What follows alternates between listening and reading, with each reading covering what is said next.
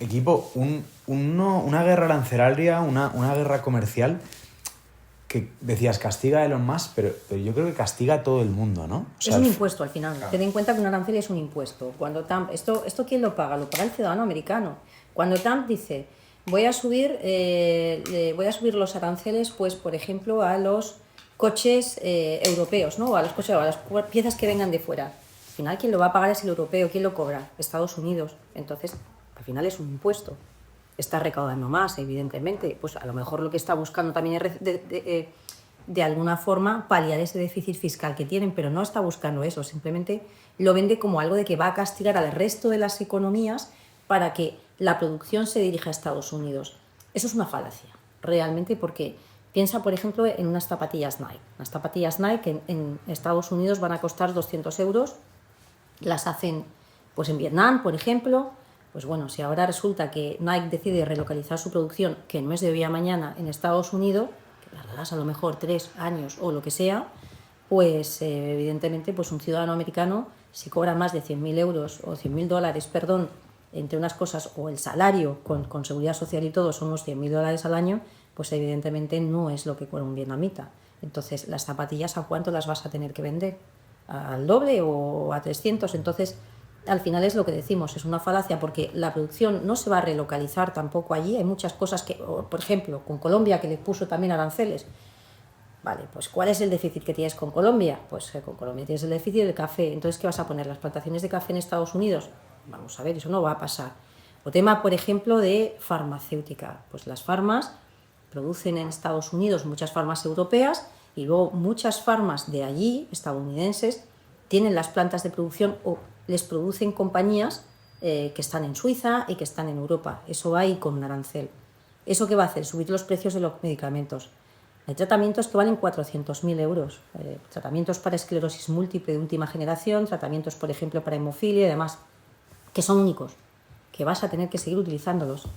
Esto lo único que has hecho es que suba, si le pones un arancel del 38, pues que suba. No será el 38%, evidentemente, será el precio del coste, pero eso se lo vas a subir a los seguros, se lo vas a subir al Medicare, al Medicaid, se lo vas a subir al ciudadano.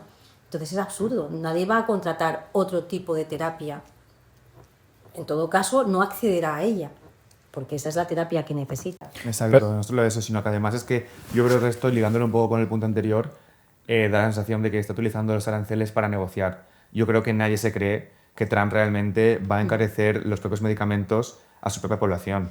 Lo que sí que parece ser es que sea como un ajuste de tuercas a países como Suiza, por ejemplo, que es uno de los principales productores de medicamentos a nivel mundial y de investigación, pues para negociar un poco esos medicamentos, ¿no? Pero es que, por otra parte, las empresas farmacéuticas de Suiza, como por ejemplo las que tenemos en cartera como Roche, Novartis y también Sandoz, gran parte de su producción ya está localizada en Estados Unidos. Obviamente hay otra parte que se importa, pero gran parte ya está localizada, ¿no? Entonces esa parte ya digamos que está exenta de aranceles.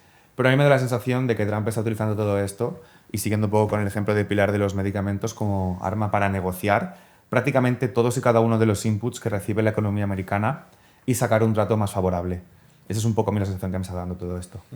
Y una cosa, Fernando, que me gustaría añadir, es que al final, como decía también Pilar, esto es un impuesto. Y han venido de una manera muy sencilla, y igual que han venido, se van a ir. Y en una persona tan volátil y que es capaz de cambiar su discurso tan rápido como Trump, no hay que tomarse esto como una cosa permanente y que puede afectar el crecimiento potencial de la economía a largo plazo. Yo, como lo veo, es como un arma de negociación que Trump va a utilizar como un arma arrojadiza para, como decía, buscar un mejor trato. Y si en algún momento cree que ese trato lo ha recibido, ese país va a quedar exento y no va a esperarse a su mandato. Eso puede cambiar de una semana para otra. Por eso, yo creo que también la volatilidad en el mercado ha aumentado tanto, porque esa incertidumbre de qué países y qué bienes van a estar grabados y en qué medida es un poco lo que el mercado le está costando un poco implementar en el precio, y de ahí esa volatilidad. Y respecto a la cartera de Now, en este entorno, ¿cómo se comporta? ¿Cómo reaccionan las carteras de Now ante A ver, en los entornos en los que tenemos caídas bruscas de los dos mercados, las carteras reaccionan bastante bien. Evidentemente ahí, quieras que no, tienes un poquito de liquidez, tienes compañías menos endeudadas, que en teoría sin una crisis económica van a sufrir menos. Hay que pensar, por ejemplo, que las bolsas no es lo único que ha caído lo que es los bonos de peor calidad, los high yield que le llaman, o bono basura, también han caído bastante. Entonces, claro, eso es precisamente porque lo que se está pensando es que puede haber un aumento también pues eso, de la morosidad o de la insolvencia, ¿no?, de las compañías. Y ahí, como decimos, pues evidentemente en compañías menos endeudadas, pues evidentemente estás más refugiado. Estás más refugiado también en compañías a lo mejor que muchas veces son defensivas, pero sí es cierto que, por ejemplo, el sector farma ha sufrido. Es algo que, por ejemplo, pues en un entorno normal de crisis no tendrías por qué verlo, porque son bienes que se van a seguir utilizando y que se van a seguir consumiendo en la misma medida, pero es verdad que las farmas, claro, ahora mismo, pues si te dicen les vamos a poner un arancel del 38, la gente todavía no ha hecho cuentas, el mercado se pone en pánico y también se vende, pero en general las carteras se han comportado, yo creo que bastante bien estos días. La gente está un poco vendiendo y luego preguntando, es decir, no están asumiendo el riesgo de lo que puede llegar a pasar en la implementación de ese medicamento, ¿no? De ahí que han habido muchas caídas no irracionales, porque al final no es irracional, pero sí muy abruptas, porque el mercado ha estado muy nervioso. Las últimas sesiones sí que ha estado más tranquilo, parece ser que está como ya entrando en una cierta calma, pero la semana pasada fue bastante salvaje las subidas y bajadas que había de un día a otro, y eso es porque el mercado estaba intentando imputar en el precio las expectativas que, como decía antes, pues van a ser muy difíciles, porque con una persona como Trump en la Casa Blanca pues dificulta un plan a largo plazo implementable, sino que parece que más bien va dando tumbos conforme sus intereses a corto plazo. Sí, yo creo que el mercado al final pues no le va a quedar otra que acostumbrarse durante 4 años a estos bandazos. Fíjate, yo creo que no tantos. Igual que lo vimos con Ucrania, ¿no? Ucrania, yo recuerdo pues eso, en febrero más o menos, ¿no? Fue, en el año 2022, Sí. vimos qué tal y decíamos, bueno, es que la guerra va para largo, y si esta guerra va para largo, pues todo el tiempo, bueno, hubo un momento de todo. Evidentemente hay momentos en que resurgirá. Yo creo que llegará un momento en que todo esto se tenga que calmar. Sí, es verdad, Pilar, pero yo, y yo creo que Sergio en su punto tenía, porque, vale, los aranceles seguro que 4 años no, pero seguro que Bueno, Trump eso sí. encuentra otra fuente. Su discurso bronco va a estar ahí. Exacto. Ese juego. Eso sí que es verdad, eso sí que es verdad. Habrá que ver también, porque en 2 años tenemos las bicamerales estas, ¿no? Las elecciones primeras, y ahí puede perder cierto poder. Eso es importante, claro. Esto es lo que decía Ted Cruz, que bueno, también es republicano y demás, y decía, si esto continúa así, va a haber un baño de sangre, ¿no? Al final, porque en las bicamerales, pues a lo mejor pues terminamos perdiendo y demás, ¿no? Entonces terminas perdiendo el poder, terminas perdiendo una de las cámaras y ya está.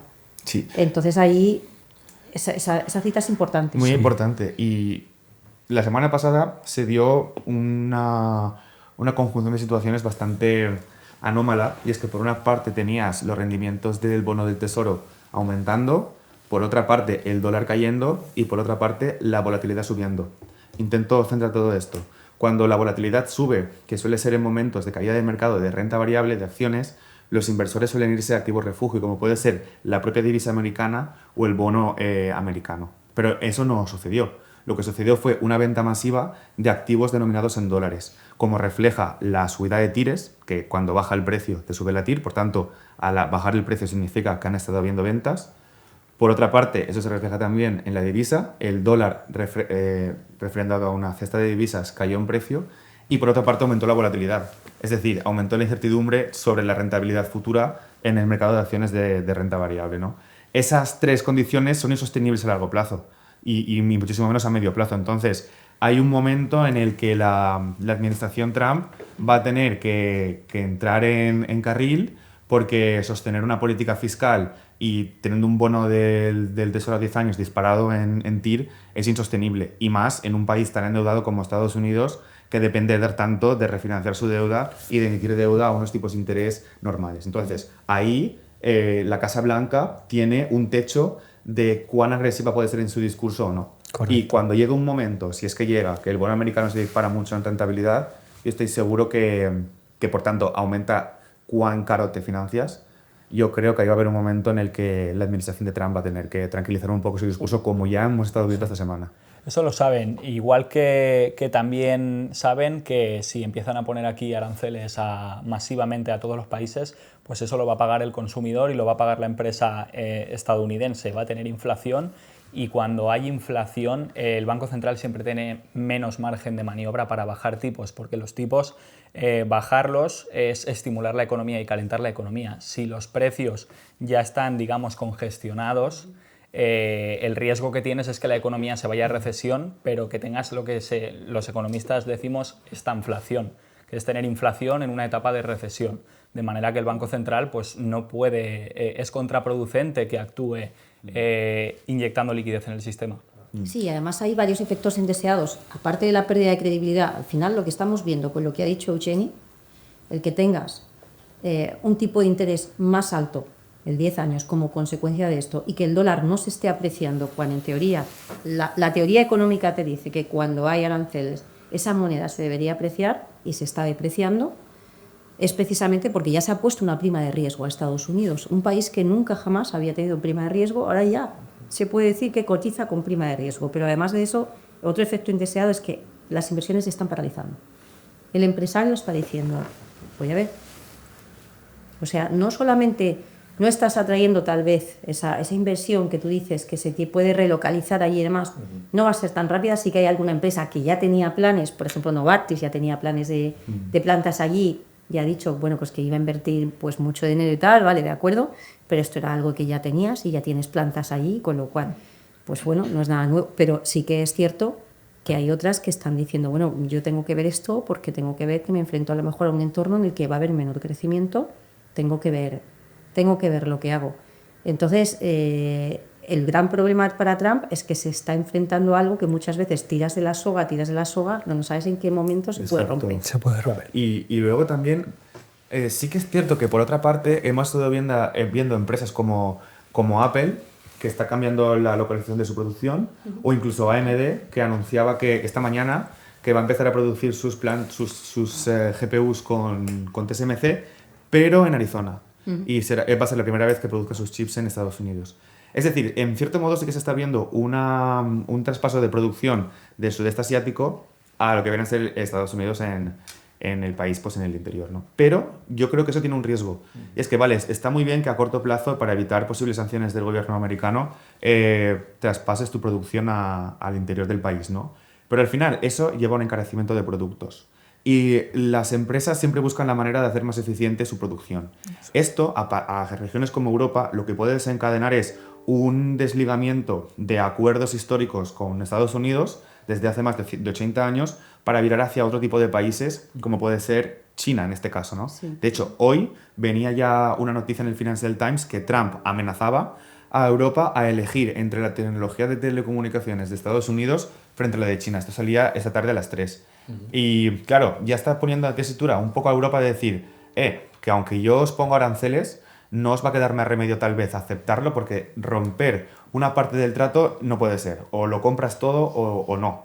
Entonces, claro, eso pone un poco en la cuerda floja a Europa porque no puede, digamos, relocalizar parte de su venta a Estados Unidos hacia Europa, hacia el país asiático. Pero eso a corto plazo. A largo plazo siempre prima la eficiencia económica y puede ver que los acuerdos políticos que han establecido la geopolítica en el último siglo empiezan a cambiar porque hay un momento en el que los empresarios no van a querer o no van a poder vender a precios tan altos y van a buscar mercado en otras regiones. Pilar, ¿podríamos decir que estamos en recesión o todavía no? No, para nada. Todavía no estamos en recesión. Estados Unidos, el último trimestre creo que fue un crecimiento del 2,4%. Europa está en positivo. Reino Unido está en positivo. China está creciendo. Todavía no es recesión. Veremos recesión en el caso, o podemos llamar recesión en el caso de que veamos, por ejemplo, que lo que es el PIB nominal crece, pero la renta per cápita crece por debajo del PIB, pero también podemos decir que veremos una recesión técnica, o si entra en recesión técnica cuando vemos 2 trimestres seguidos con PIB negativo. ¿Qué quiere decir esto? Que si vemos crecimiento del PIB o caída del PIB de 0,1% en un trimestre y 0,1% al siguiente trimestre, se llamará recesión. ¿Es grave? No. Estamos hablando de prácticamente, pues bueno, estancamiento, pero ya está. Si vemos, por ejemplo, que un trimestre el PIB cae un 4 y al siguiente no cae, eso no es una recesión técnicamente, pero estamos en una peor situación. Claro. Dicho esto, ahora mismo, si miramos los datos macro de Estados Unidos, son datos que lo que se llaman los hard data. ¿Qué son los hard data? Pues el PIB, el empleo, el IPC y demás, más o menos están bastante razonables, bastante bien. ¿Y vuestra previsión de cara al segundo trimestre es que estos indicadores... La previsión por ahora, y como todavía no hay implementación de aranceles, las previsiones por ahora te dicen que va a haber una desaceleración, pero todavía no se va a meter para nada en recesión. O sea, estamos hablando de un crecimiento que a lo mejor del 2,4 tiran un trimestre al 2,1, luego al 1,4, poco a poco, gradualmente cada trimestre.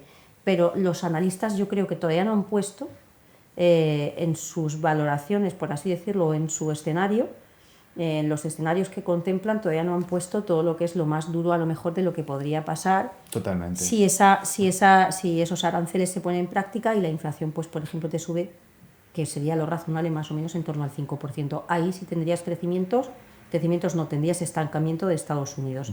Europa te crecería un poco menos, probablemente, si estamos hablando de un 1,5, 1,2 este año, pues a lo mejor 3 décimas menos, pero no entraría en recesión. Y China, evidentemente, también crecería menos, probablemente la mitad de lo que se espere, de ese 5% que quiere el gobierno crecer, o 5,5%.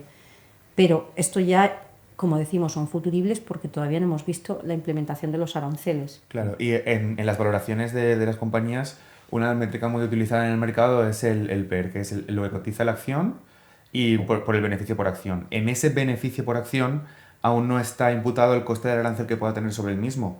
Entonces, puede darse el caso en el que parece ser que las métricas se empiezan a deprimir, con lo cual podría dar una ilusión de que se ha abaratado el mercado, pero cuando empiecen a recibir toda la actualización, como decía Pilar, de un menor beneficio, esa métrica, como está en el denominador, el beneficio se va a encarecer. Entonces, hay que tener mucho cuidado porque abaratamientos en esta métrica no significa que las empresas se empiecen a poner más atractivas, sino lo que pasa es que tal vez en el beneficio no se ha imputado el coste del arancel sobre esa compañía. Hay que tener mucho cuidado con esto. Sí, y una puntualización, lo que decimos, si vemos ventas minoristas, en Estados Unidos se sigue vendiendo. Si vemos PIB, Estados Unidos sigue creciendo. Si vemos consumo, el consumo sigue estando fuerte. Si vemos empleo, por ejemplo, pues es un índice de empleo que lo que te dice es que están en pleno auge. ¿Qué es lo que se está desacelerando o qué es lo que está yendo peor? Lo que se llaman los soft data o los indicadores adelantados, que llamamos, que son encuestas al consumidor. Pues confianza del consumidor, por ejemplo, está cayendo. Confianza de las pequeñas empresas en USA está cayendo. Confianza, por ejemplo, del sector manufacturero, los PMI, los llamados PMI manufacturero de servicios, también se están desacelerando. Eso es importante porque son encuestas a los empresarios, a los que les preguntas qué esperas para los próximos meses.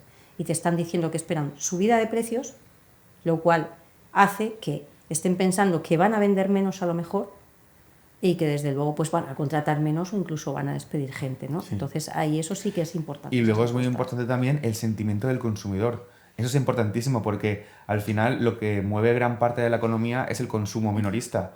Si el sentimiento de pesimismo empieza a imperar en el bolsillo y entonces la propensión a consumir empieza a rebajarse, la velocidad del dinero y por tanto todo el dinamismo de la economía, esto va a tener un impacto en el PIB y por tanto sí que podemos ver una ralentización económica. Y ese es el principal riesgo, esa ralentización económica con un incremento del pesimismo en el sentimiento del consumidor y por otra parte un incremento de precios vía aranceles, que es un impuesto y es artificial, pero es un incremento de precios y como decía Sergio antes, vernos en ese escenario de esta inflación.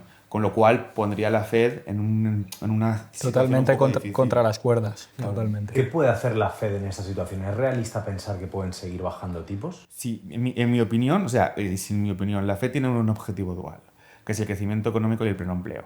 En Europa, por ejemplo, solamente tenemos el control de precios. Entonces, la Fed lo que tendría que hacer es decidirse cuál de las dos variables que tiene que maximizar es la que más le interesa. Y sobre todo, si realmente el bajar los tipos va a ser una solución a esto, porque realmente una solución de un factor exógeno en la inflación que ha venido pues, precisamente pues, por una subida de aranceles, lo lógico es que actúes sobre eso, que es una baja de aranceles. Bajar 25 puntos básicos los tipos de interés cuando tienes la inflación al 5 y el consumo está deprimido, ¿va a ayudar? Pues es que probablemente no ayude mucho.